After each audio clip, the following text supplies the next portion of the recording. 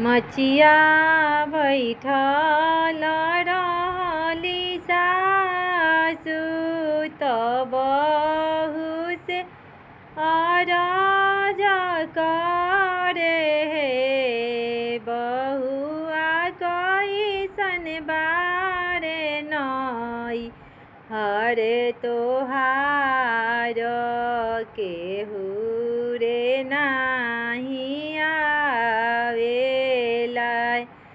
ए बहुआ कैसन बारे नई हरे तोहार केहू रे नाही आवेला हे बोलिया तए सासु बोलिले बोलही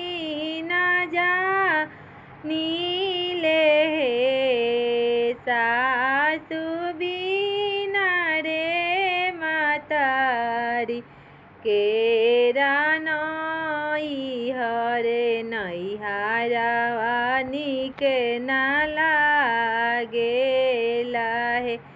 जाहु सासु माई हमरो रहिती त पापाजी के भेजती त भैया के भेजती नुहे ए सासु भाभी नाही भेजली रे भतीजावा